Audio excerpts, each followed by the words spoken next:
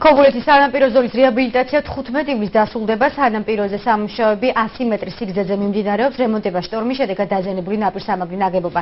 მიმდინარე სამუშაოების გამო დამსწრებლები პრეტენზიებს გამოთქვამენ. მათი განცხადებით სასურველია პროცესი მალე დასრულდეს, რადგან სამშენებლო მასალა ზღვის ტალღებს მთელ სანაპირო ზოლზე გადააქვთ წყალი გინწურდება. ქობულეთის გამგებელი აცხადებს, რომ სამუშაოები სწრაფ ტემპში მიმდინარეობს, თუმცა 15 ივლისამდე რეაბილიტაციის პროცესი ვერ დასრულდება. სამუშაოების შეფეთე გზა აწარმოებს და მისთვის ბიუჯეტიდან 610.000 ლარია გამოყოფილი.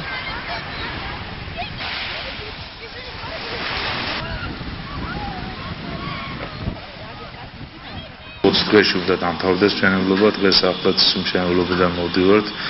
საკმაოდ მძიმე პირობებში უწევთ მუშაობა იმის გამო, რომ სანაპირო ზოლი აქ ძალიან მოკლეა და ფაქტობრივად ზღვაში მუშაობენ, მაგრამ დღეს როგორც ვუყურებთ, უკვე პირველი ფუნდამენტის ბლოკი ჩადეს, ამიტომ პირველი ყველაზე მძიმეა და ვფიქრობ, რომ და როგორც ხელმძღვანელმაც წუხანდელი საუბარში გამოცხადა, რომ ვადებში ჩაეტევა, იმიტომ რომ ყველა დეტალი რაც უნდა ჩამოვიდეს და დამონტაჟდეს, აბსოლუტურად ყველაფერი ჩამოსმული, უბრალოდ ის არის, რომ ხელვაჩაურის ქარხანაში მზადდება ყველაფერი. ჩანს აქედან რომ დაბინძურებულია წყალი აქ.